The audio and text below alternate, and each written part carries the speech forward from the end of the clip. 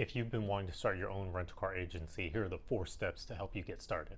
The first step is to create your LLC. You can do this on the official website for your state's corporate commission. For example, in the state of Virginia, the SEC website is the state corporate commission website. Once you finish creating your LLC, you're going to want to make sure you get your EIN, your operating agreement, your articles of organization created. You're going to need those documents to complete some of the next 3 steps. Step number 2 is to register with the department in your state that manages motor vehicle rental tax. This can be the Department of Motor Vehicle, the Motor Vehicle Association, or like in the state of Virginia, the Department of Taxation. One thing you're going to want to make sure is that when you register, the name that you register with matches your LLC, your EIN, your articles of organization, and also your operating agreement. Step number 3 is going to be getting the required business licensing you need to operate in your state. This will include any sort of business licenses that your city or county is going to require. As an example, in Virginia, you need your business license, your zoning license, your taxation license, and also your permitting license from your local city or county.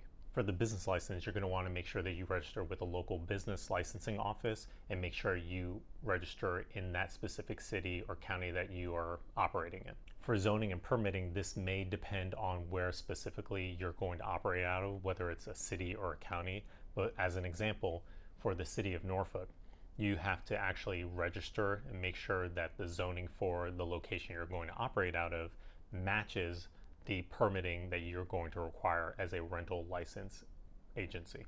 For zoning, you're going to want to make sure that you reach out to your local zoning office and make sure that they give you a written official letter of approval that the location that you want to operate out of matches the zoning in their requirements for that specific locality. For the permitting office, you're going to need an actual permit to operate out of that specific location. Generally, you're going to need the approval from the zoning office first in order to do this, but depending on where you're located, you might be able to do both at the same time. One thing to note is you're going to want to make sure you check with your zoning office to make sure that whatever location you're looking to operate out of matches the zoning. This usually is indicated by the zoning number or lettering that that city or county gives it.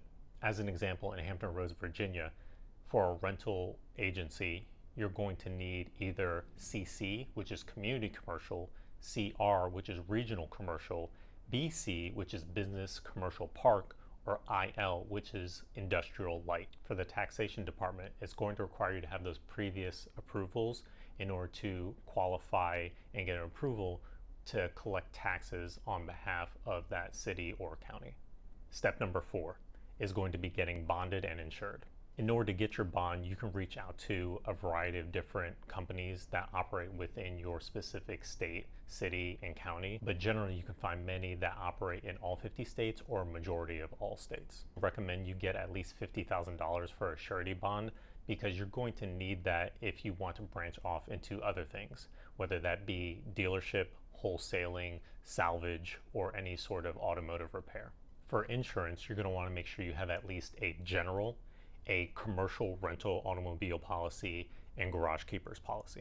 For the general policy, you're going to want to make sure you meet at least the minimum requirements for whatever is deemed necessary in your city or state. For your commercial rental policy, I recommend that you at the very minimum get liability and also comprehensive.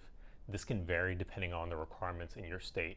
For an example, Virginia, liability insurance is the only requirement for vehicle insurance. However, if you're actually trying to grow and scale a business, you're probably going to need liability and comprehensive at some point.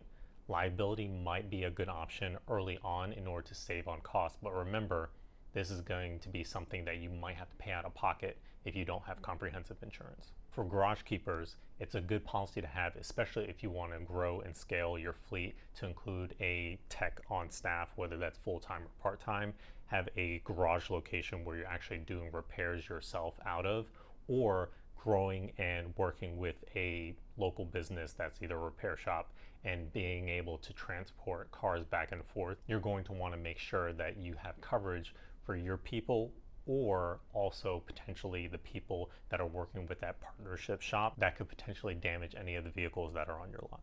So once you've completed those 4 steps, you take all those documents is submit them to the governing body that handles all the rental car agencies and licensing in your state.